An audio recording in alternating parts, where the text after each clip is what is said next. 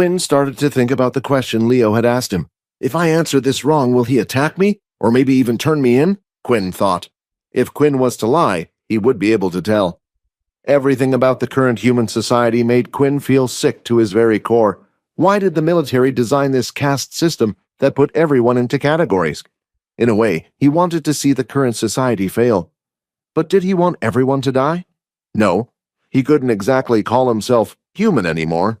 If they found out what he was, would they accept him over to their side? Probably not. Humans were scared of the unknown. But two people had already done it. Layla and Vorden did know what he was, and didn't stop speaking to him or treated him any differently. Quinn knew what his answer was. I'm on my own side, but there are people I want to protect on this side too. For a second, Leo just stood there silently. I guess my answer was okay then, Quinn said as he let out a huge puff of air. Get yourself a new weapon, kid, Leo shouted. You're going to need it for the portal expedition, and my offer still stands. Feel free to have a duel with me whenever you wish. The combat classes had ended, and Quinn didn't end up doing much in today's session. With no equipment of his own, he had to pick something else from the wall. But when he tried using a sword, he realized how much practice you needed before he could even become half decent at the thing. Using his fist just felt natural to him, especially since nearly all of his skills required him to use his hands. This meant more than anything that he needed a new set of gauntlets. He finally sat down on the computer and went on to the marketplace. Enter username ID. I'll just use the same one as my game. Blood Evolver. Next, he started to search for gauntlets. There weren't as many online compared to other weapons, but there was still plenty to choose from. Let me give you a tip, the system said. Place your hand on the computer and use your inspect skill while looking at the item. Suddenly, he could see the stats of all the weapons that were in front of him. The second thing was the price of the gauntlets. They ranged from anywhere between 6,000 to 8,000 credits. In the end, he finally decided the best thing to do was to sell the advanced tier crystal. Quinn then started to search for a deathbat crystal on the marketplace, hoping to figure out what price he could sell it at, but to his surprise, there wasn't a single deathbat crystal up for sale. He did the base price of the crystal plus around 2,000 extra credits, selling it for 12,000 in total. And done. Now all I need to do is wait for it to be sold, then I can buy 2 intermediate crystals and get the weapon from the system. Ding! It had only been a few seconds, but someone had already put up the money for the crystal. With it came a portal confirmation number. All Quinn needed to do was to go to the storage unit and place the crystal in the teleporter. Once entering the confirmation number, it would teleport the item to the user on the other end. Somewhere in a dark room, a kid with his hair gelled backwards that looked to be a similar age to Quinn was on his computer browsing the marketplace. No way! And only for 12,000 credits! I have to buy this straight away. A man then appeared from the shadows and stood next to the boy. Young master, if your father finds out you didn't get the crystals through your own effort, he will be furious. Every one of us had to go hunt those beasts as a trial for ourselves, the man said. Ha ha! My father thought he could stop me. Now with the ring, I can finally leave this place. He then looked at the computer screen once again. Thank you, Blood Evolver. You have made my day. If I ever meet you in real life, I promise I will repay this debt. After sending away the advanced tier crystal, it didn't take long for Quinn to receive the money. He looked at his watch, and 12,030 credits were all his. The shop stated that the gauntlets he was after didn't need any specific type, so he went ahead and purchased the 2 cheapest ones he could find at 1,000 each. The better equipment would allow him to hunt stronger beasts and earn more money. After searching and searching, he decided to fork out a load of money on a pair of black boots. He purposely chose a design that didn't look too fancy, but also gave him the best stats. As he walked over to the storage room, he couldn't help but have a skip in his step. Quickly, he lifted 2 boxes and started to rush off towards his dorm room. He placed both of the boxes down and immediately ripped into them. Inspect. Intermediate black-horned wolf boots. Agility +4. Defense +2. When boots are active, can increase the user's speed by 10% for 30 seconds. If hit while active, speed will return to normal. Next were the 2 intermediate crystals he had bought. He held each of them in his hand, and the message had appeared.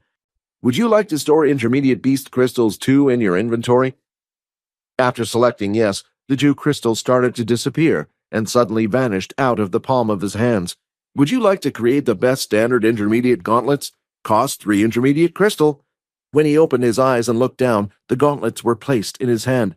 Inspect. Best standard intermediate beast gauntlets. Strength +6. Defense +4.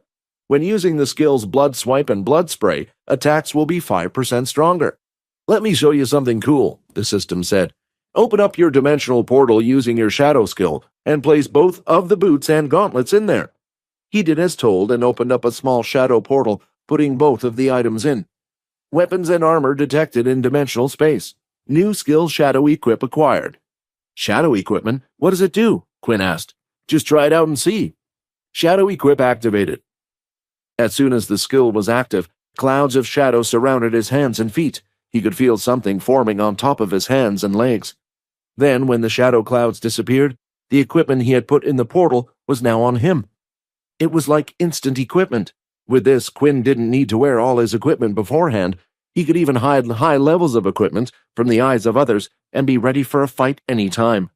With the new equipment all set up and ready, Quinn was itching to test it out, and he knew the perfect place to test it, the VR game. Unknown to Quinn, though, the last time he played, he had caused quite a stir, and one person in particular had been checking the game every day for Quinn to log in. Logan was waiting for him. This time when he logged in, he was going to find out just who this blood evolver was. When Quinn entered the room, Vorden was already inside on his bed relaxing. Actually, something has been really bugging me about the whole Peter situation. It's obvious someone asked him to do it, right? And they had already set up a fall guy to take the blame. But when I tried to find out what happened to that person today, not a single person knew. Everyone just kept saying the punishment was dealt with by Duke, since he's a second year. I know, Quinn said as he snapped his fingers. Why don't you ask Layla? Apparently when we left, they ran into those friends of Peter's. Quinn, you do know me and her don't get on, right? Well, I know you're going to have to. We have the expedition next week. You're not actually going to try to become friends with her, are you? Rayton asked. Just kill her and then he doesn't have to choose. We are his best friend. Done. Deal and off. With Vorden investigating the situation, that meant Quinn would be free to head to the VR room tomorrow, but before he shut his eyes to go to sleep, he decided to have a look at the tutorial video he had unlocked while reaching level 10. Once again, the blonde man appeared, who looked like he was in some type of dojo. By now, you should have also unlocked the skill Blood Spray and learnt the skill Hammer Strike. What's even better is if you combine the two skills together. Rather than spreading out like it usually did, it was compact and came out together in a thick line. In the video, a loud sound could be heard. Whoops, the blonde man said. Looks like I will have to make some repairs to the dojo. This move I call Hammer Spray.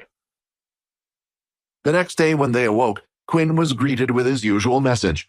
Avoid sunlight for 8 hours, 5 EXP gain, 10 of 100 EXP. Quinn was glad that after he evolved his EXP points seemed to have reset. Quinn headed to the VR room while Vorden started to head outside the building. Standing just outside the gate was Aaron and Layla. As soon as Layla spotted Vorden, no, he couldn't be. Is he walking over to us? She thought.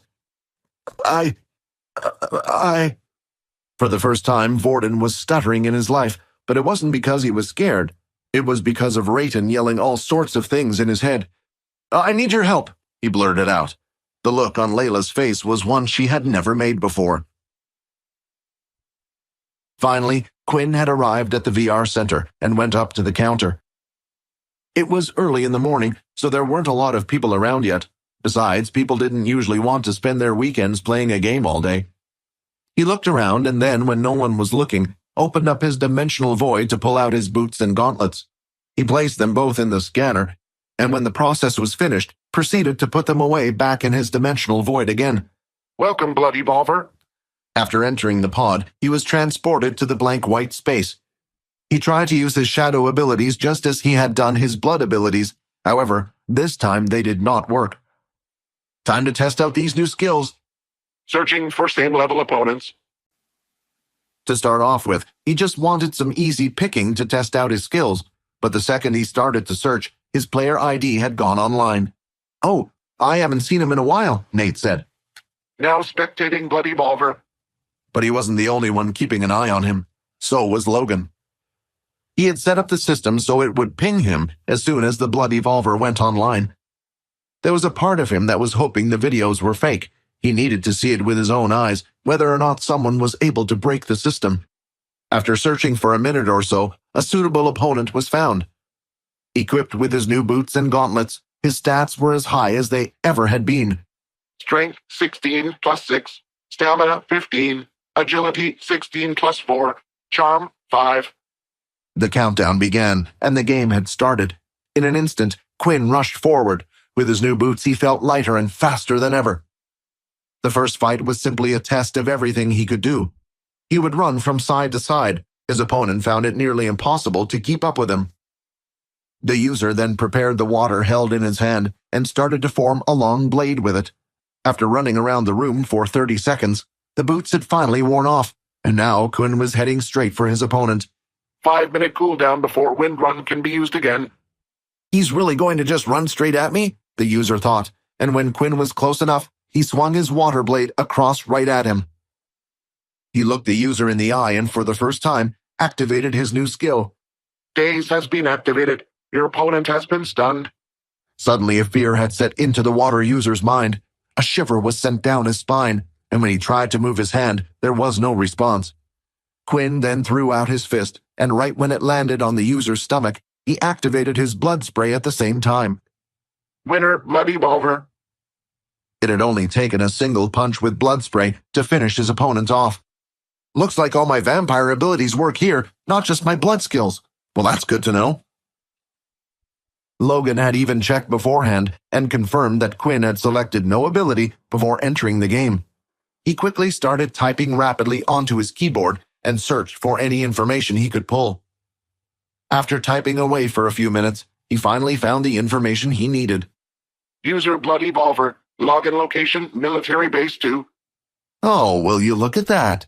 It seems like we're quite close after all, Logan said, smiling at his computer screen. Up in the stands, Nate found it hard to keep his mouth closed after what he had just seen. But how? We only fought a couple of weeks ago. Was he holding back, or did he really just get that much stronger in the short amount of time? After Quinn won his first match, he had a feeling that something was missing, but he couldn't quite put his finger on it. Wait a minute. Where's my EXP? Just to make sure, Quinn quickly searched for another level 1 opponent. His opponent was found, and in this match, he wasted no time in dealing with the enemy. Bloody Volver victory. Again, though, there was no system message for EXP. System, what's the meaning of this? You evolved. You're now a level 10. The experience needed was reset. In simple terms, your opponent was too weak for you, so the system didn't reward you with any EXP. Quinn cursed underneath his breath. Frustrated by the situation even more, Quinn went to quickly search for his opponent, hoping it would find him a random user of a higher level that would at least give him some experience. As he used his inspect skill on his new opponent, he was now going up against a level 4 user with an earth ability. Before the match had started, Quinn failed to notice the stands around him were getting filled. More people were starting to watch his games. Hey, so do you think this is that hacker? Oh yeah, I remember seeing a forum post about it a few days ago on their website. A user who used red energy. I thought it was fake though. Well, we will just have to wait and see. Quinn, looking at his opponent, was wondering just how strong he might be. It was the first time he was fighting against a user who wore beast equipment over his whole body, which meant he would have added stats from the equipment. 3, 2, 1. The match had finally begun. This time, though, Quinn wasn't going to charge in on the get-go. He moved forward until he was within the 5-meter range of Blood Swipe and swung a single attack out as a tester. The Earth user then stomped his foot on the ground, and a solid wall of earth rose from the floor, blocking the attack. A hard earth spear had risen from behind and stabbed Quinn in the back, causing him to stumble to the floor. 46 of 55 HP. Damn, that's what I get for staying still. But before Quinn could even fully recover, several more spears had risen from the ground, coming straight for him. He rolled and dodged the first few before getting back up on his feet. This match was going to be harder than he initially thought. Windwalk, boost activated. Using the boot skill, he was able to increase his speed and avoid all the spears coming towards him from the ground. What an annoying little fly, the Earth user shouted. He then lifted both hands together to create 2 long walls that went past Quinn. As he brought his hands together, the walls moved with it. Now you can only go in one direction. With no other options, Quinn had no choice but to run straight ahead, but he had a plan. Skill daze! Daze failed, user not stunned. Oh, crap! Just then the Earth user created another wall in front of him, then started to punch the wall several times. The parts of the wall came flying out at incredible speed. The attacks were too fast for Quinn to react in time. The pieces of rock ended up hitting him one by one and sending him back. 42 of 55 HP, 38 of 55 HP, 34 of 55 HP. But Quinn gritted his teeth and managed to not fall over. I guess even with his strange red powers, he just can't beat a high level. Well, I guess it was all just hype in the end. But one person thought differently. Come on, Blood Evolver, I could beat this guy in my sleep. I know you're better than this, Nate said. To do this. Quinn had had enough. He started charging forward once again. The Earth user created another wall in front of him and had done the same attack as last time, punching the wall, causing rocks to fly out. Let's see what's stronger. Matching each rock, Quinn started to throw out a blood swipe for every rock thrown at him. Quinn's blood swipe was clearly stronger, destroying the rocks and continuing to go forward. Seeing this, the Earth user had no choice. He jumped back and had put up rows and rows of walls between the two of them, creating a barrier around 3 meters thick. Do your wall! Quinn then started to make the motion of the hammer strike, bringing the energy up from his toes to the top of his body. That's it! That's the strike that was used against me, Nate said excitedly. Nate was worried. Although it was clear the Blood Evolver was strong, it was also clear he was an amateur when it came to fighting. Take this! Blood Hammer! Quinn screamed as he let out the hammer strike, and just at the right moment, activated his blood spray at the same time. As his fist hit the wall, it instantly started to shatter and burst into pieces all over the arena. Fragments of the wall came flying out into the stadium. The strike continued to blast through the wall. This was something the Earth user had never expected. I'll just have to take the hit then, he said, but as the attack hit him, he instantly burst into blue particles, ending the game. Victory, Blood Evolver! At that moment, though, Quinn had collapsed to the floor. Soon after, though, he was transported back to his own lobby space, where his strength would be returned. The whole crowd was silenced. Just who was that guy? Someone said. Hey, can one of you upload that and put it on the forum? Maybe an original has managed to get their ability in the game somehow. While the others were excited and chatting away, Nate's whole body was shaking. That attack, it wasn't the same one he used against me. He knew that if he had taken that attack head-on, like he did the hammer strike last time, half of his health wouldn't have gone down. So, you really did get stronger. Well, I will just have to get stronger then. Back inside the lobby, all of his stat points had been returned. So Quinn was no longer on the floor gasping for air like he had just sprinted a whole marathon. The blood hammer strike skill took up a lot more stamina than I thought. The smile was suddenly on Quinn's face. User defeated, 25 EXP gained, 40 of 100 EXP points. Finally, after defeating a level 4 ability user, the system had rewarded him for his hard work. He exited from the pod and to his surprise, what looked like a little boy was standing in front of him. Hey, Blood Evolver, Logan said. Looks like we finally meet. The boy standing in front of Quinn was quite short. His height only reached to about Quinn's chest. So how did you do it, huh? Logan asked. He immediately walked past and shoved Quinn to the side and started inspecting the pod he was just using. He placed his hand on top of the machine and closed his eyes. Doesn't look like any modifications have been made to the pod. Then how? Logan mumbled. Then when looking at Quinn, he spotted that his watch had the number 1 displayed. What? That's impossible, though. You use such powerful skills in the game. You should at least be a level 5.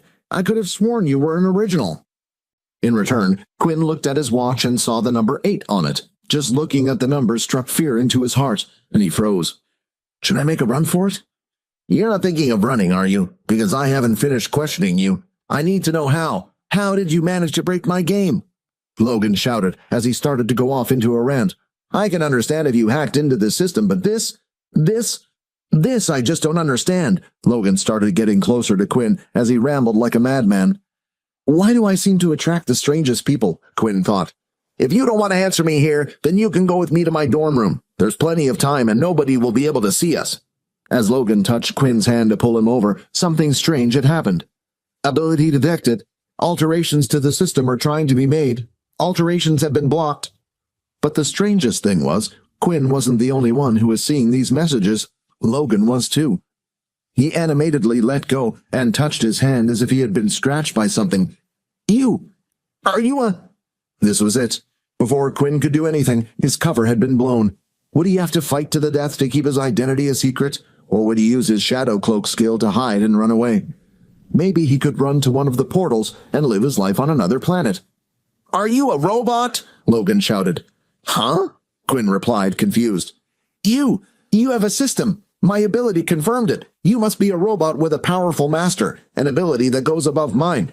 Did Richard Eno create you? That would also explain the game. A robot can't have any MC points, and those attacks must be programmed into your artificial brain.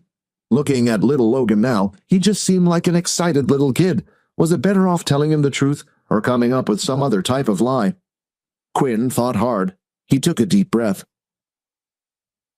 I'm not a robot, but for some reason one day I woke up and had this system ability. Maybe it was a gift from a god, who knows. The skills you saw are some of the things I can do, Quinn replied.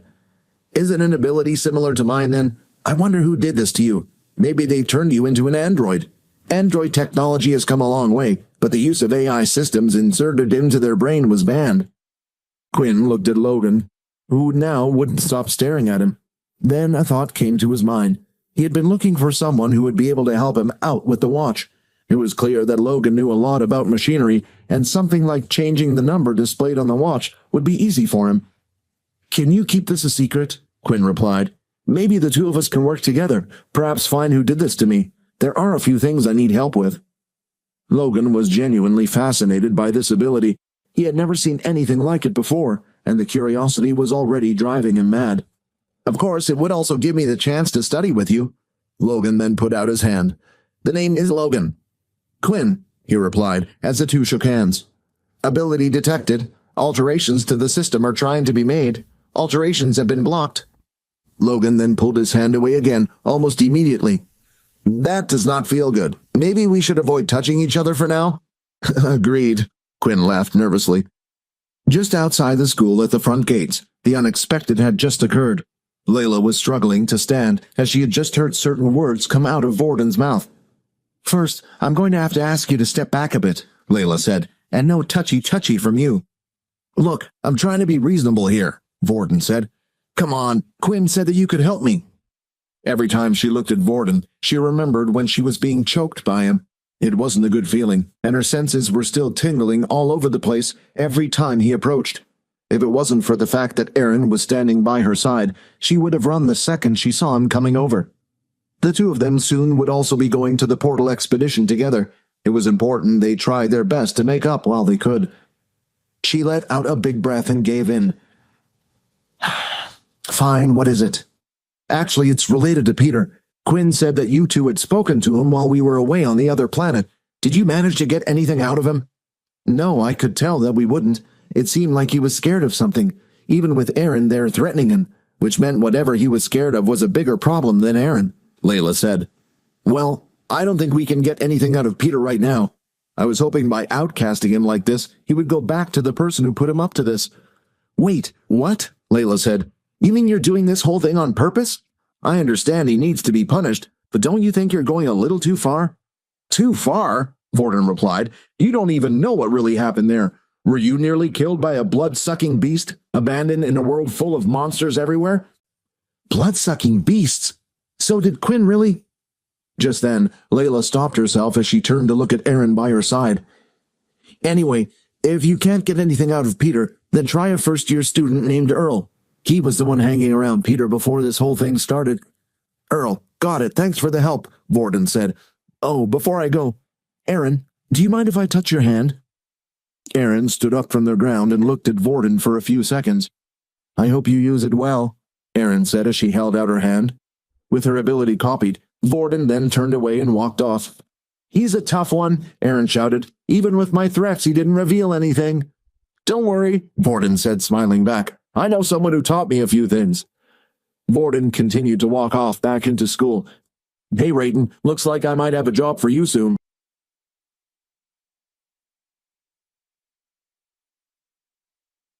Quinn and Logan were in a different part of the school building than Quinn was usually in. They were in the dorm room area, but were on the floor directly above where Quinn would usually stay and sleep. "We're here," Logan said. As Quinn looked around, he noticed they were fewer doors and were further spaced apart. "What is this place?" Quinn asked. "It's the VIP dorms. If your family makes a generous donation to the military before coming here, then you get access to one of these rooms." As he opened the door, Quinn was amazed by the sight in front of his eyes. The whole room was filled with what Quinn could only call junk. There were piles of scrap metal everywhere, and lying across the entire place were gadgets, little spaceships, controllers, and all sorts. There were two things that stood out in the room. One of them was a large human-sized tube that seemed to be hooked up to a computer and had large tube-like wires hanging from the top, and right next to that was a VR pod, one of the ones that cost 100,000 credits to buy. Logan then went to sit into his mechanical chair that instantly sprouted a load of arms and started to give him a massage. "So what did you want help with?" Logan asked. "I was wondering if you would be able to hack the watch for me, allow it to display a number of whatever I want." "I should be able to do that easily for you, but first you need to tell me why." Quinn hesitated for a little bit.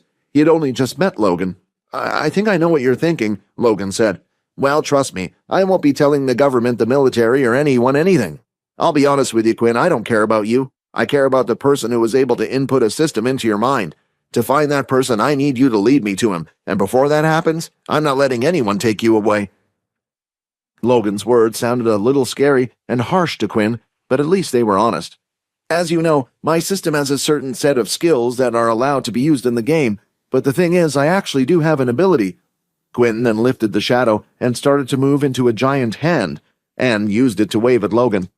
If it wasn't for the fact that Logan was sitting down, he would have fallen down from the shock. "What is that? So, you really are an original?" "Not quite. It was an ability the system already had, but for some reason, as you can see," Quinn said, pointing at his watch, "it doesn't register on the watch." 1,000 thoughts started to race through Logan's mind of why it might be. "The watch is a simple fix, but if I do this for you, I was wondering if you could do me a favor," Logan said, looking at the wired tube machine. Quinn started to sweat, looking at the thing. "Don't look at me like that. The machine there is for the game.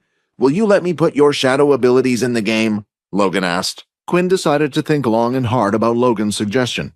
"I'm sorry," Quinn said. "This ability is not mine. Do you know what happened to me recently?" "What happened to you?" Logan said, puzzled. Quinn went on to explain how recently he had gone to a red portal planet along with his friend Vorden. "I see," Logan said. "I guess I have been in my room too much." Logan sat down, thinking for a while. The robotic hands had finished massaging him, and now behind him, coffee was being made from another machine.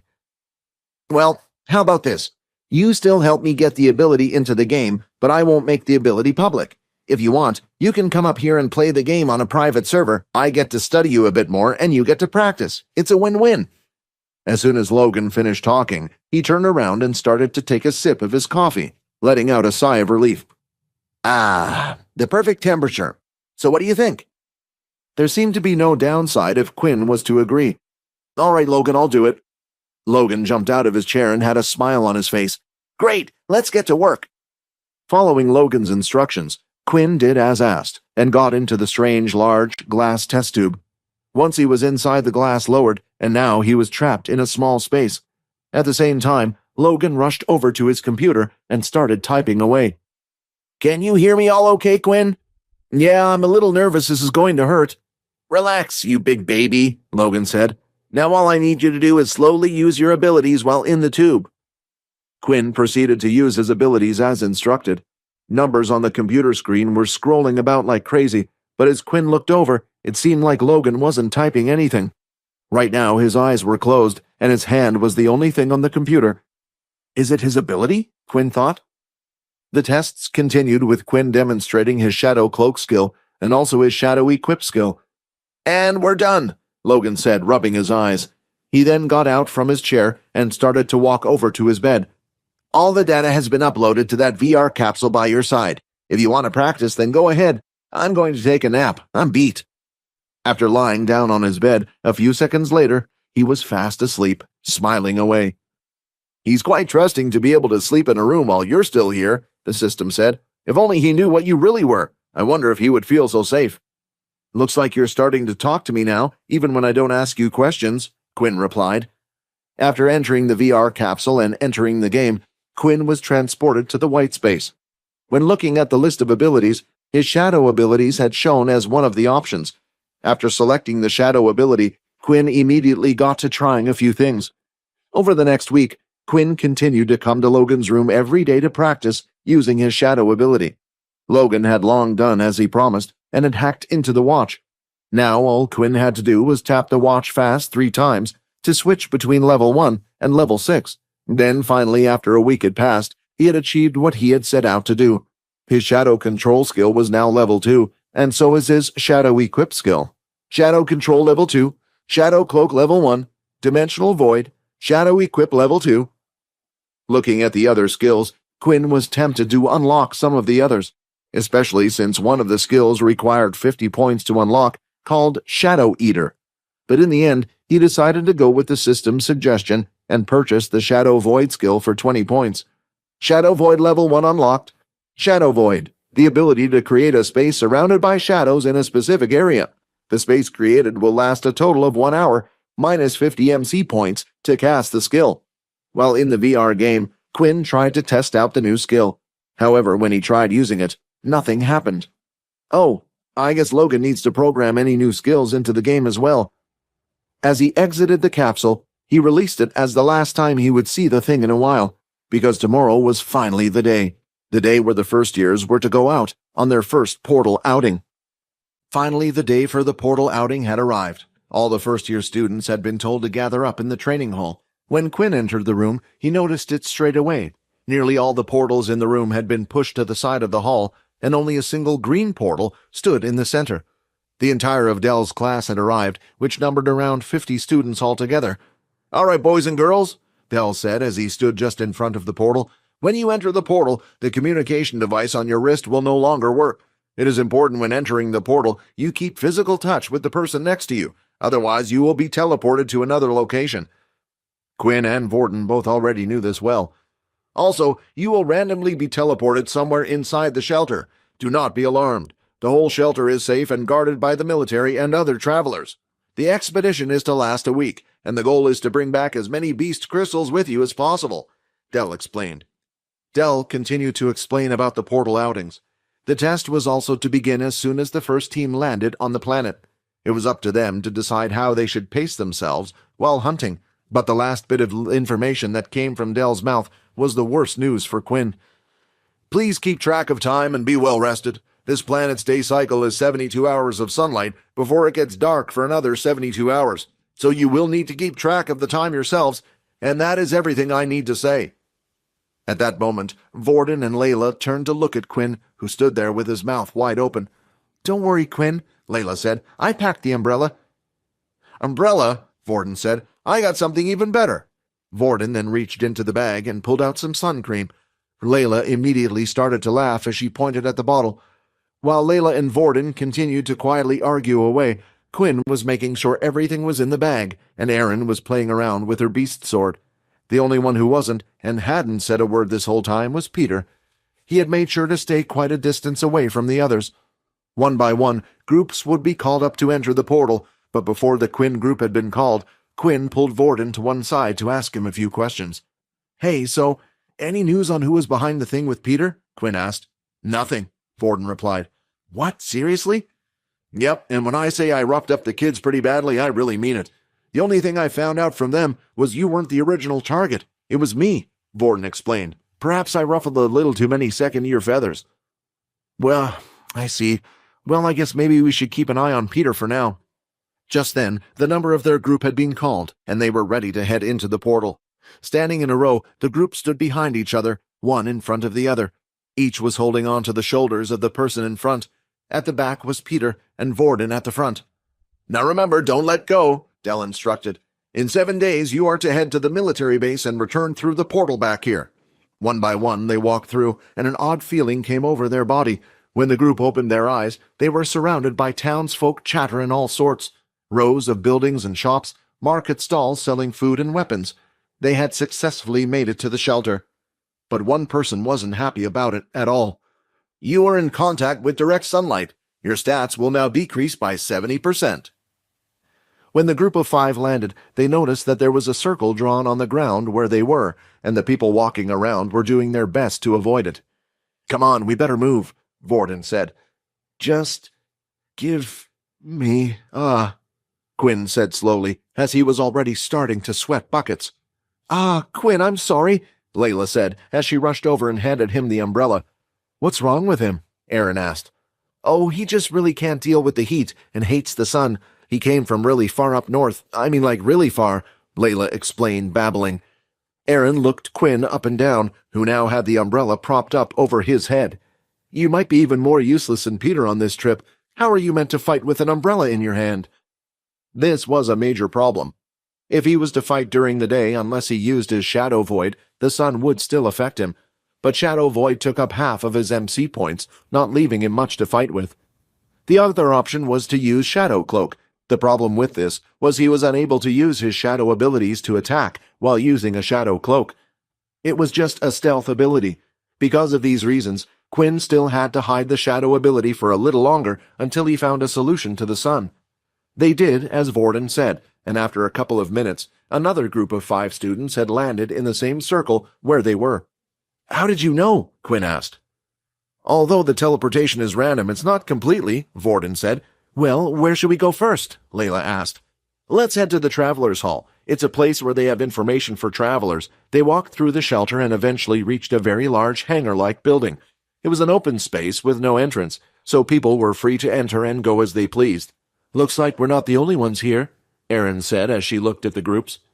It was easy to spot the students as they were required to wear the military uniform. "What are they doing?" Layla asked as she saw them go up to the quest board. "It looks like they're asking for help," Vorden said.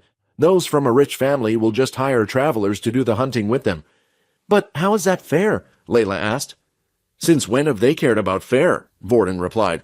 "Well, there's no point worrying about it," Quinn said. "All we can do is focus on ourselves and do the best we can." "Says the useless one," Aaron added. The group walked up to one of the stalls that sold all sorts of items that would help with capturing beasts or even killing them. Behind the counter was an old man with a digital monocle over one eye. "How can I help you, young soldiers? I guess it's that time again when they send you all out to do your first hunt." "We were wondering if you could provide us with a map with all the hunting areas," Vorden asked. "Sure I can. That will be a total of 100 credits, though." 100? Layla said. "Are you sure you're not trying to rip us off?" The old man started laughing. "Well, that'll be 150 now because of the young lady's rudeness." Vorden brought out a single card that was gold in color. Since the watches didn't work on other planets, each student was to bring their own money card to be used. "Thank you for your business," the old man said. The group opened up the map, which was on some type of digital paper. On it, the map indicated where they were and different areas around them which were color-coded. It went from green, orange, and red. The closer the color was to red, the more populated the area was with beasts. But then, something caught Quinn's eye. When he fought against Nate a while ago in the VR game, he had asked Nate where his friend had obtained the strong, flexible cape. And the name of the planet, they said, was Kaladi. That they had forged it out of winged creature out in the desert. If this was true, then he might have just found the solution to his sun problem. As the group scanned the map for guidance, they noticed that all the areas closer to the shelter were more green, while the areas that were a bit further away were redder. The one area which had the darkest red of them all was the harsh, sandy desert. Quinn decided to pick up the book, which was sealed by a lock, so that others couldn't open it and read it unless they paid for it. A book containing information on beasts belonging to the planet Kaladi, read the cover. Teethworm, basic tier beast. Winged lizard, basic tier beast. Burning snake, intermediate tier beast. Please select one to find out more information. As he looked at the list of names, Quinn was deciding which one of the 3 was the beast that Nate had talked about. Out of the 3 of them, only one had matched the description. It was the winged lizard. Winged lizard. Although this beast contains wings, it cannot fly. They are also the hardest part of the beast's body. The weak point of the beast is its underbelly. It can be found in the deepest parts of the desert. The description seemed to match the material of Sam's cape, but if Quinn wanted to make a full set of clothing from it, he would definitely need a large amount of beasts' cores. While he was there, he decided he might as well look at the other beasts. There was always the chance to encounter them, and if they did, it would be handy to know their strengths and weaknesses. "Hey you, if you're not buying anything, then get out of here." "I was just looking," Quinn said. The old man then walked over and snatched the book out of Quinn's hand. "I said get out now, or else." "You're lucky that people are around," Quinn said as he walked away. When Quinn arrived back at the group had decided that for the first day, they would head to one of the green areas nearby. After defeating a few basic tier beasts, they would make their way into the red zone. Although Quinn was eager to go into the red zone to get his crystals, he was happy with the decision they had made. As the group made their way towards their destination, Quinn and Vorden were in the lead and were talking about different things. "You know, while you were in that shop, Peter kept saying some weird things," Vorden said. "Do you think they might plan to do something on this trip?" Quinn asked. "I doubt it. Unlike the red portal places, there are too many people here. But the important thing is that Peter believes that they will." The area they chose to go to on the map was a small little oasis. The area was filled with beasts, known as teeth worms. They would travel under sand, but were easy to spot, as a big lump of moving sand was coming towards you. When they were close enough, they would pop out from the sand and open their circular mouth, displaying thousands of small razor-sharp teeth inside. Peter and Quinn stayed in the middle while they allowed for the others to attack the worms. Vorden and Aaron found it the easiest to deal with the worms. Layla, on the other hand, found it a little more difficult. Even when using her telekinesis ability, her arrow was too slow. The arrow would hit the sand before even hitting the beast. The only way she could overcome this was to not use her ability at all and just fire at the worms with no fear. Still, it would take a couple of arrow shots for her before the worms were dead. As Quinn saw the group killing basic beasts left and right, he felt a little sad. Not because he couldn't join in. He was happy that others were fighting, but the fact that all of these kills could have been precious experience for him. As he had this thought, a familiar voice sounded in his head. "You know, if you bloodied one of them, you would be able to gain EXP for all their kills," the system said. Quinn thought about it seriously for a while. She had already asked him to turn her into a vampire, and no, he really could. While thinking about whether or not to blood Layla, Quinn decided he would leave it to her and would ask her later. While the group was busy fighting away on the outside, one of the worms managed to wiggle past their formation and was heading straight for Quinn. As soon as the worm had reached the shade of the umbrella, Quinn grabbed the worm midair by the end of its tail. "So ugly," Quinn said as he squeezed it tightly with his bare hands. The center of its body was strung like a towel as black blood fell to the floor. "Basic beast killed. 10 EXP earned. First teeth worm killed, 100 bonus EXP gained. You are now level 1. 70 of 200 EXP. Strength, 16. Stamina, 15. Agility, 16. Charm, 5. You have received 2 stat points." The group had taken out a total of 9 teeth worms together. "Was this here before?" Peter said, staring at the thing. The next thing he knew, out from the mound of sand, another teeth worm came jumping out. All panicked, Peter fell to the floor and completely forgot about the earth staff he held on his back.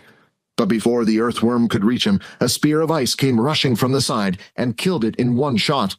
Right by the oasis, another group had witnessed the whole thing and couldn't help but laugh at Peter's reaction. The leader of the group was named Ben, and he wielded a large club on his back. "Boss, watch out!" one of them shouted as a teeth worm jumped from the side. He reached out for the club on his back and was ready to slam the thing to pieces. Instead, an ice spear came out from the side and accurately stabbed it through its body and onto the sand. "You don't mind if I take that one's beast crystal, do you?" Aaron said, walking over. "Sure, go ahead," Ben replied with a fake smile. The teeth worms were no longer jumping out and attacking, and now they had time to collect the beast crystals. "How much did we get?" Ben asked. "A total of 4, boss." "Seriously?" As Ben looked over, he noticed that the other group must have obtained over 10, more than double their haul. Then he noticed something else as well. The boy at the back of the group, Peter, didn't seem to gel as well with the others. In fact, it was almost as if they were treating him as an outcast. "You're only as strong as your weakest link," Ben said with a smile. All crystals that were handed into the military base would be counted towards their points. However, the military would keep 10% of whatever they gave in to be counted. So instead, Quinn decided to keep the crystal inside his system, where it couldn't be found and sold later. The sun was still burning brightly, and it didn't look like it would set any time soon, but they knew they had been out for at least 6 hours. Then they headed straight for the military base, which was located at the center of the shelter. This was a square-like building that had several different departments. But for the next week, just in front of the building was a small stand for students. At the stand was a single adult soldier, and behind him a large digital screen. The digital screen behind him was suddenly updated. The name Layla could be seen, and the number 15 was displayed next to it. While looking at the board, Quinn also spotted Logan's name, who was second on the leaderboard with 24 points. He hadn't spotted him since this expedition, but knew he would be here since he was a first-year student. I guess that's what a power level 8 can do. He must have some pretty strong teammates with him as well, Quinn thought.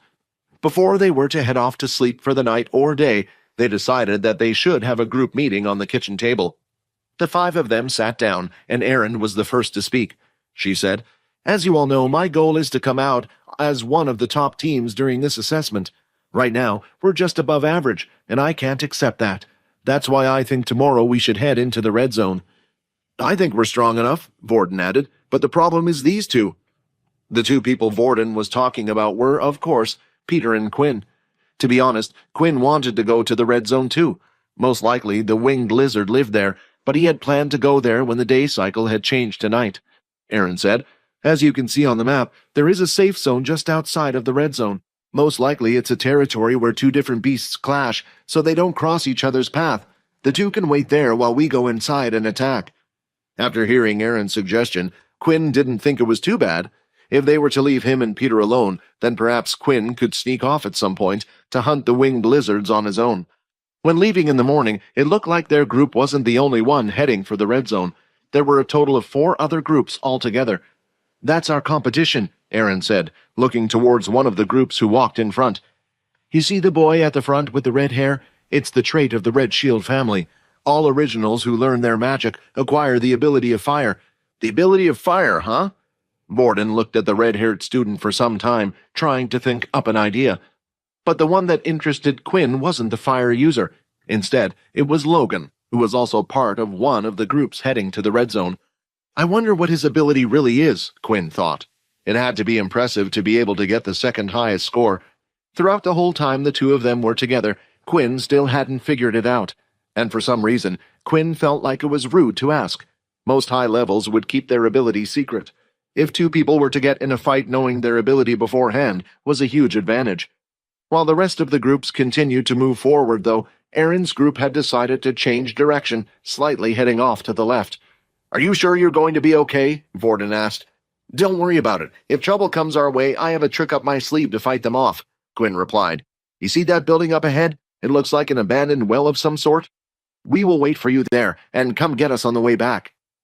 "Boss, it looks like the group is split into 2. Maybe the strong ones are heading to the red zone. Who should we follow?" one of the men said to Ben.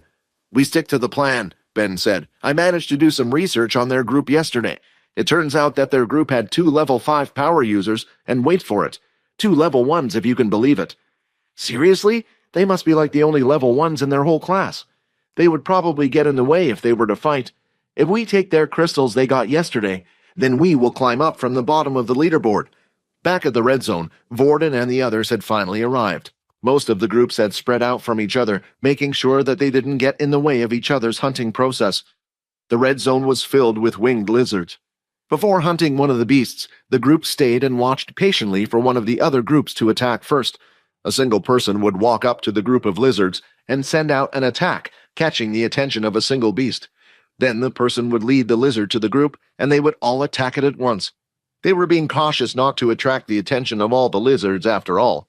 The lizard would constantly block attacks from the beast weapons and certain abilities using the wings attached to its arms. Eventually, they would manage to defeat it. But while the other group struggled, one was finding it easy, and that was the one with the flame user named Berg. Berg's flames were stronger than the beast wings, and it didn't matter what it did, it would be set aflame, and sooner or later the beast would die. Watching this, Vorden had an even bigger smile on his face. Now, only if there was some other flame user in our group. After watching the other groups deal with the winged lizards, Vorden and his group decided to implement a similar strategy. Layla would be the first to approach one of the rocks, and then fire out an arrow, hitting the foot of one of the lizards. The lizard followed the arrow easily, and now it was Vorden and Erin's turn to deal with the beast. "You idiot," Rayton said. "You know from watching the others that it won't work."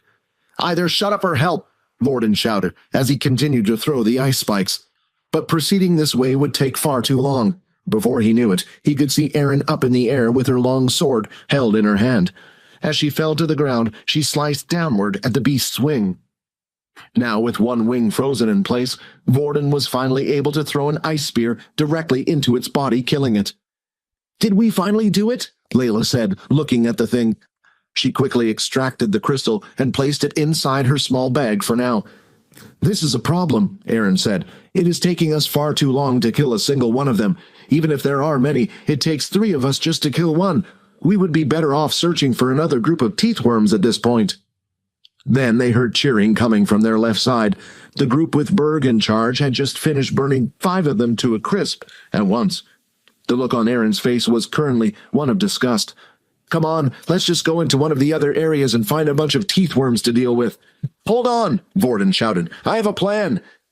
Berg and his group had just finished killing their 8 lizards and were currently resting for a bit. He needed time to recover his MC points before he could use his abilities again. "I still have a long way to go," Berg said, looking at his hand. Every original family was different when it came to teaching their members about their powers. They had their own methods, and for the Red Shields, it was all about discovery. "Hey, Berg, watch out!" a voice from the side said. As he looked up, he noticed a human body was flying his way, and before he knew it, they had crashed into him. The 2 of them tumbled into the sand and eventually stopped. "Hey, how could she do that to her own teammate?" Vorden said as he lifted himself off the ground. "I'm sorry about that. Do you need a hand?" Just then, Vorden reached out his hand and lifted Berg. "Hey, what do you guys think you're doing?" another person said as he came running over. "You just barged into our leader."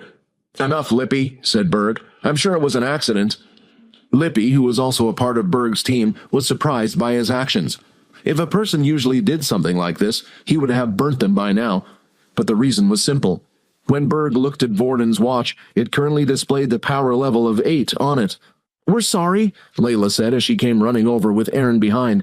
"Our idiot teammate was being annoying, and I just needed to throw him somewhere." "Don't worry about it," Berg said. "Accidents happen." After apologizing, the 3 of them decided to leave the group be and go hunting once again. Vorden, now having the flame abilities, was ready to burn some lizards. "Why did you let them go off like that?" Lippy asked. "That person, he was a level 8 user. Let's keep an eye on them for a little bit," Berg said. Berg had seen the group just go behind one of the stones. Why did they choose to move, he thought. After walking around one of the large rocks in the center, he could see Vorden and his team. Just as Berg saw them, he could see Vorden burning one of the winged lizard using his fire powers. "What? But how?" Lippy said. "Is he part of the Red Shields?" "No, I've never seen him in my life. It looks like we've got some questions to ask." While Erin was busy carving out the beast to find its crystal, a fireball was spotted coming towards them. "Look out!" Layla shouted. At the last second, Vorden turned his head and fired a fireball of his own equal in size. As the 2 fireballs clashed, a small explosion was created, and sparks of flame flew out onto the sound. "You must be dealt with. No one is allowed to learn the secrets of the flame," Berg shouted. Shooting out fire from the palm of his hands, Berg propelled himself into the air. A stream of fire was seen coming from the bottom of his hands and feet. It looked almost like he was flying in the air. Spinning flame kick. Using one of his legs, the fire would shoot out from the back of his heel, causing him to spin. Then, with the other leg, would let out multiple blades of fire. "Damn it, I can't do that!" Vorden shouted. As the blades of fire were coming towards them, Vorden lifted both hands, creating a small wall of fire. If Vorden thought he was safe, though, he was wrong. As the blades of fire touched the wall, it ripped right through and continued to go past. By now, Layla and Erin had long moved to the side and became spectators of the whole thing, and the same could be said for Berg's teammates as well. "What is going on?" Erin asked. "I don't know, but I do know Vorden knows how to annoy a load of people. Perhaps this is just one of them," Layla said. "This guy is pretty good," Lippy said, watching the whole thing from the side. The second bird landed on the ground. He dashed forward using the flames once again to propel him. Vorden fired fireball after fireball, but then Berg just covered his hands in flames and would knock them away. "Looks like your fire is no stronger than mine, you thief," he shouted. Then, with his hands covered in flames, he went for a punch towards Vorden's face. He could see it coming and was planning to duck, but suddenly the fist sped up in an instant and knocked Vorden into the ground with his head bouncing off the sand. Vorden laid on the ground, unmoving with his eyes closed.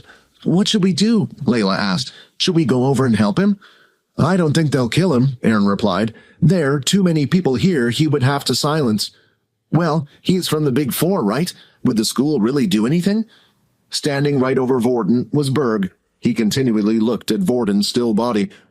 "Why isn't Boss doing anything?" Lippy said as he watched. He couldn't explain it himself, but for some reason, he felt like if he touched Vorden at this moment, he would be the one lying on the ground. Then, a few seconds later, Vorden's eyes opened. Quinn and Peter had been walking for a good 15 minutes as they headed to what looked like a little abandoned well.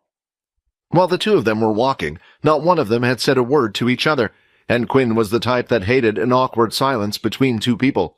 In the end, he gave in and just had to say something. "Why did you do it?" Quinn said.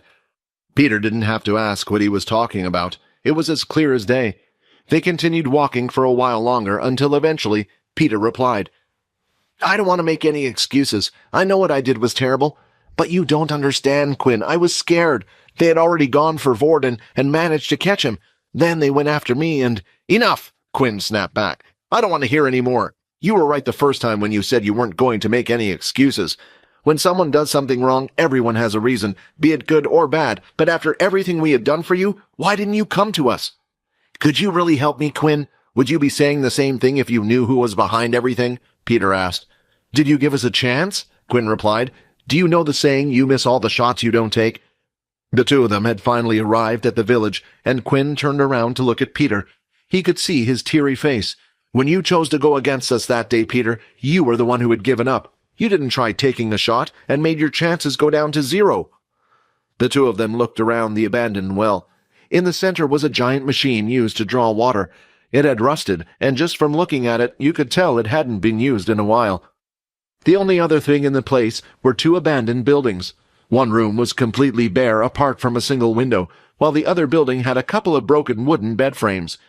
After taking off the rucksack and putting it on the old bed, Peter finally laid down and was getting some rest.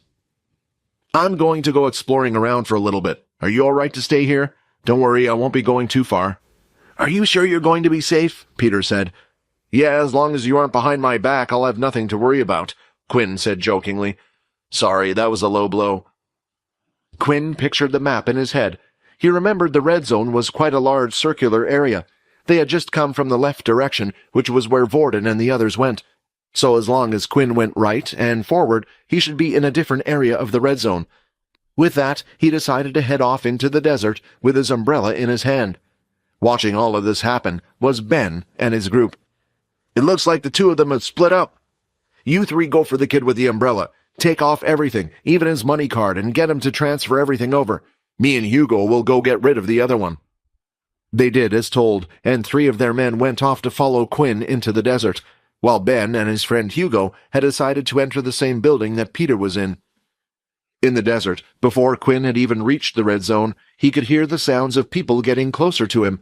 His vision wasn't as great in the sunlight. It was about the only thing that was still affected while in the sun, but his hearing was always top-notch.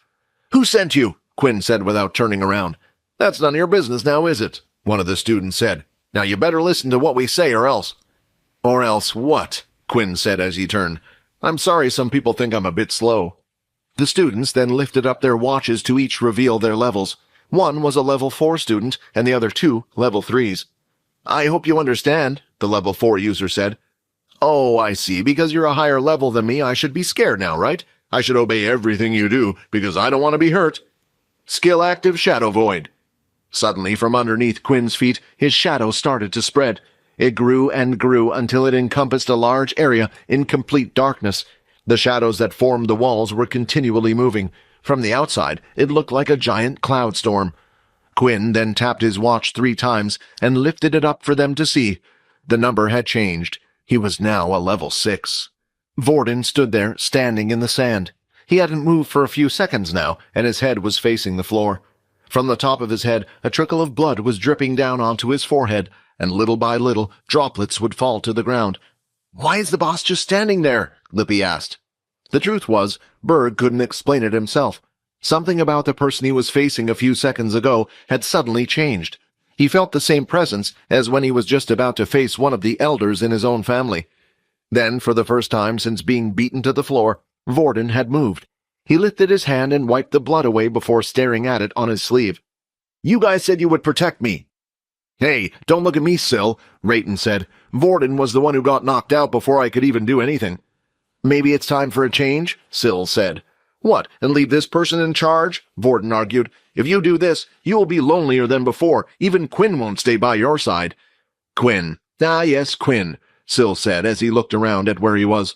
"I don't see any Quinn." "This will be good," Rayton said. "Hey, Syl, that man in front of you is hiding Quinn from us." Syl then looked at Berg up and down and started to walk towards him, but his face wasn't peaceful or anything. It was like that of a demon. The anger could be felt, the emotion, everything. Berg could feel it just coming from his face. "Stay back!" Berg shouted as he covered his forearms and fist in flames once again. As Syl took another step forward, Berg was at his limit and knew he needed to attack now.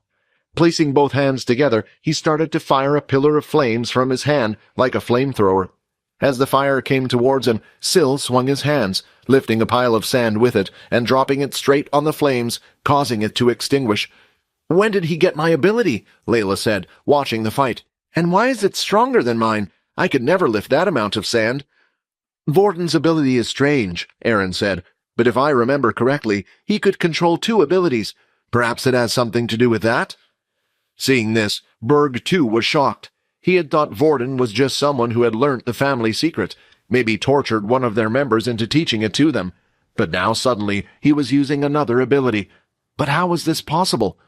While Berg was shocked by the whole thing, he started to feel an icy presence climb up from his feet. "What is this?" he said as he saw his 2 legs freezing. In an instant, he activated the fire to cover his legs, causing it to melt the ice. But all Syl wanted to do was stall him for a second or so as he formed an ice spear and threw it directly at his shoulder. It landed and pierced Berg, but he couldn't complain long as pillars of fire were already rising from the ground. "He has your ice abilities as well," Layla said. "That's 3 abilities. Just how strong is Vorden really?" While using one hand to cast pillars of fire, the other hand would continue to throw ice spears. Berg could only dodge these 2 attacks for so long. "Come on, he has to be running out of MC soon," Berg said. Inside the black room, Rayton was busy laughing. "I bet you this guy thinks he can win the match as long as he waits for Syl to tire out." Right now, Vorden contained 3 abilities. Whenever he copied a person's ability, he also copied the amount of MC points in their body. Vorden's ability and cells were unique. As long as he had copied an ability, he would be able to change any of the MC cells into whatever type he wanted. This meant he had a huge amount of MC points to use. As the fight continued, Berg could tell that Vorden wasn't tiring out. He needed to act fast. Berg crouched into a fetal position and started to let the fire build up inside him. Then, when the attacks were right by his side, he expanded his limbs and out came a sphere of fire, getting rid of all of the attacks. But now, Berg was panting and sweating hard. It was a last-ditch effort to protect himself, but he really didn't know what to do after this. "Where is Quinn?" Syl asked as he walked over. Layla and Aaron were too far to hear any of the words Vorden had spoken, but were worried that he might do something drastic. "Crazy boy, I beg you don't do something crazy," Layla said. "Wait!" Vorden shouted. "Rayton was lying. Quinn is safe. He's somewhere else. Let me take over and I can show you." "You damn rat, Vorden!" Rayton shouted back. "Now I'm going to get my ass handed to me." "I'm tired," Syl said. Now Vorden had finally reached where Berg was standing. "I don't want to make an enemy of you, but you attacked us first," Vorden said. "I'm from the Blade family. It's probably best if our 2 families don't get into a confrontation with each other." As soon as Berg had heard Vorden's second name, he finally understood. The Blade family weren't as big as the Big Four, but that was because they chose not to be. They were a secretive family that didn't choose to have much influence in the world. Because of this, not many knew about them. Berg didn't really understand why, but his father had always said if he was to meet someone from the Blades, to show absolute respect. Berg placed his head in the ground and started to apologize. "I'm sorry. It's my fault that this all has happened. Is there anything I can do for you?" Vorden thought about it for a while. It's okay, but I'm going to have you hand over your crystals you got today and yesterday over to us, Vorden said, smiling. Of course. While Aaron, Layla, and the others watched this scene, they couldn't believe what was happening. They knew Vorden was an original, they even knew of his family name, but they had never heard of the Blade family before. But for some reason, someone from the Big Four was bowing down to him, apologizing, and even handing over their crystals. Just who are you, Vorden? Layla thought. Berg and his group handed over the crystals they had obtained inside a bag. Vorden now had a big grin on his face. Quinn had asked him to try to get as many winged lizard beast crystals as possible, saying he needed them for some reason. And right now, in the bag, there were 39 winged lizard crystals in total. Walking over with a skip in his step, Vorden was over the moon about his haul. As Layla peeked inside the bag, she couldn't believe her eyes. What? I don't understand, Layla said. How? Don't worry about that. I think it's best if we head back and hand these crystals in to be counted towards our score. But aren't those crystals useless? Layla asked. Most of them have already been counted. Each crystal inside had a unique pattern to it. When the crystals are counted, they are placed into a machine that assigns a certain code to each crystal. These unique codes are then added to the team's scoreboard. The whole shelter was under strict instructions to not sell any beast crystals to any students. This was to avoid a group from buying crystals and registering them under their points. But there was a reason why these unique codes were assigned to each team's codes. Oh, I guess you guys don't know, Vorden said. My brother did the same thing 2 years ago, so I have a little bit of insider information, I guess. Although the same crystals can no longer be registered for points, if the crystals belong to another team, the unique codes from their score will go into ours. This information was purposely kept from the students, but was told to a select few. Either originals like Vorden knew of it, or those who had already registered with the military. Well, I hate to say it, but you did a really good job this time, Layla said while pouting. Well, while we're ahead, why don't we keep on hunting? Aaron asked. The truth is, I'm worried about Peter. Because of this, he might be targeted, Vorden said. If you knew about this, then why didn't we leave him at the shelter? Aaron asked. If we did, it would just be the same result. Perhaps even more so. People would attack him as soon as they saw him on the street. There was a second reason why Vorden and Quinn wanted to bring Peter along. They were hoping to draw out whoever Peter was afraid of. No one would attack a fellow student like that. Are you crazy? Aaron said. Even if it meant getting their crystals, no human being would just attack another because of the test. And even so, people would rush over to help him. At that point, Vorden and Layla looked at each other, and both of them had the same thought. Aaron, you do know that Peter is a level 1, right? Vorden asked. What does that have to do with anything? She replied. It was as the two had thought. Aaron was unaware of the treatment that lower levels received compared to everyone else. Aaron herself never mistreated lower levels, but just never paid them any attention either. She had one goal, and getting to know them wouldn't allow her to achieve anything. As the three of them started to head back to where the well was, the two of them began to explain to Aaron just what happened at the school. But the strong would never steal from the weak, Aaron said. Just what does that prove? We already know we are stronger than them. Aaron just couldn't comprehend why certain people would choose to do such things. Every person is different, Vorden replied. Honestly, if we knew all the answers to why people acted a certain way, then perhaps we wouldn't be in the situation we are in right now. At that very moment, Vorden's fear was becoming a reality, as Ben and his group had just spotted Peter inside one of the buildings. As Peter heard the footsteps enter the small little building he was in, he quickly realized that he had no way of escape. Now this can be nice and easy for you, Ben said. All we want are those crystals in your bag. As soon as Ben stepped forward, Peter lifted the earth pole towards Ben's face, and then using his ability, transformed the end of it into a sharp tip. Please, Peter said, let's not do this. I can't. If you take the crystals away, they'll hate me even more. Tears were now visibly running down his face and falling to the ground. Peter stood firmly, not allowing the spear to move. It was pointed at Ben. Look, it's Peter, right? Ben said. Suddenly, Peter's face changed a little when he heard his name. Do you know why I know your name? We're part of the military, too. In fact, Duke was the one who gave us all the information. I promise you that Duke will reward you if you hand those crystals over to us. Seeing the change in Peter's eyes, Ben thought his words were a success, but when he stepped forward again, Peter decided to go in for a stab. "I said I'm not letting anyone take them," he shouted. As the spear was thrust forward, one of Ben's friends from the side lifted his hand, and with it, an earth wall was placed between the two of them. The wall managed to catch the spear in the center and snap it in half. A few seconds later, a huge club had been swung and smashed the wall into pieces, also hitting Peter and sending him flying back. The blow was so powerful that Peter didn't just crash into the wall, but caused it to collapse and was now outside covered in rubble. "What a useless struggle. I would have thought someone like you would have been broken in by now," Ben said as he walked through the hole in the wall and stared at Peter on the ground. Peter was barely conscious. A small trail of blood was appearing from his mouth, and his whole face and hair were covered in debris from the wall. "Please, don't hate me," Peter said. "I'm sorry, Peter. This is just how the world is." At that moment, Peter passed out. Ben went through Peter's bag and took the 15 crystals that were obtained in yesterday's expedition. They then also took Peter's money card. They decided to leave everything else intact: the food pills, the water purifiers, and the first aid supplies. Ben and his friend had decided they would head to the shelter together, but before heading back, they would make a stop at the oasis to hunt some more teethworms. As they were walking, one of them spotted something large and black in the sky coming toward them in their direction. "What is that?" one of them asked.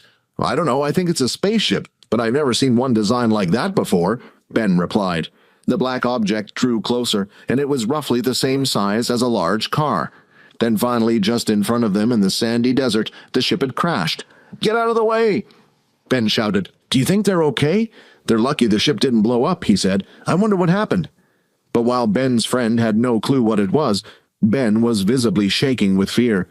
He had seen images of one of these before. "Run! Run now!" Ben shouted. The sphere-like shape opened up, and out stepped what was known as a Dalki. Out on the sandy desert where the area was mostly covered with rocks and sand, one area looked different today. From the outside, it looked like a dark cloud that was continuously moving and shifting, creating a large dome-shaped space. "What is this?" one of the men said. The three from Ben's group were now surrounded by moving shadows. "Did you see his watch?" another one said. "He was actually level 6. We need to get out of here." Inside the shadow void, Quinn could feel a connection with the shadows. It was hard to explain, but it was as if it was created using a part of his own body. Quinn looked at his stats, and as the system had told him, everything was normal. There was no weakness in the sun. While Quinn was busy checking his stats, one of the men tried to make a break for it. He ran to the edge of the shadow void walls. Out of instinct, as Quinn saw this, he lifted his arm and started to shift the wall of the shadow into some type of arm. When the man was close enough, he tried swinging his dagger at the arm, but when it made contact, his arm started to slow down. They felt like they were trapped. "This guy," Mohawk said. "You saw the number on his watch change, right? He's probably a fake, and besides, being a level 6 doesn't mean he has strong abilities." The other two, hearing Mohawk's words, gave them a bit of confidence. "Yeah, you're right, and he doesn't even have any beast gear," one of them said. "Get him!" Mohawk shouted. The crossbow user pulled out his bow and started to firebolt after bolting toward Quinn. "Shadow equip." Shadows started to form around Quinn's arms and legs, and suddenly they were covered in beast gear. As the first bolt came towards him, he lifted his hand, deflecting the bolt onto the ground. "What? But that was a beast arrow. It wasn't just made out of metal," the crossbow user said. "Just keep firing the thing," Mohawk shouted. He did as ordered, and arrow bolts started to fire one after another. This time, as they came forward, the other user who had remained still had gathered what looked like a small hurricane in his hands, and then at the right moment, he brought his hands forward, and a gust of wind came out with it. "Let's see you deal with this." "Blood spray, 55 of 60 HP. A spray of blood left the palm of his hands and knocked each of the arrows out of the air, causing them to break and fall to the ground. "Now it's my turn." Quinn activated his wind walk on his boots to further increase his speed. While doing so, he used the inspect skill on each one of them. The crossbow user could duplicate items, although each item that was duplicated would only be half the strength of the original. The other student was a wind ability user, and lastly, Mohawk was a level 4 earth user. First, the annoying one. With Quinn's added speed with the boots and his reflexes, it was nearly impossible for the crossbow user to hit him, and then when Quinn was close enough, he cast out 4 blood swipes, swinging out his arms. With no defense, the 4 attacks each hit him dead in the chest, causing large cut wounds across his chest, and to be thrown onto the floor. 51 of 60 HP. Next was the Earth user who was by his side. 1 second, Quinn was in his view. The next moment, Quinn had performed a flash step, and at the same time, hammer struck, dealing a blow right on the chest. His chest piece started to crack until it eventually broke away. 46 of 60 HP. Suddenly, a sharp pain was felt inside Quinn's back. As he turned around, he could see the wind user holding the small little daggers in between his fingers. "I got you," he said. He threw another dagger, and it came out too fast for him to react, hitting Quinn's stomach. 42 of 60 HP. Quinn then looked at the dagger and pulled it out of his body. As he did, the wound slowly started healing as the skin could be seen coming back together, until finally there was nothing left apart from a hole in his military uniform. "You monster!" the student shouted. Continuously throwing blades, he managed to hit Quinn repeatedly. Making sure to cover his face with his hands, Quinn rushed forward, not caring for the small blades hitting his body. 38 of 60 HP. 34 of 60 HP. Without realizing it, the student was moving backwards out of fear. As he looked down around his waist, he could see the shadow wrapped around his body. "Now tell me, who sent you, and why did you attack me?" Quinn asked.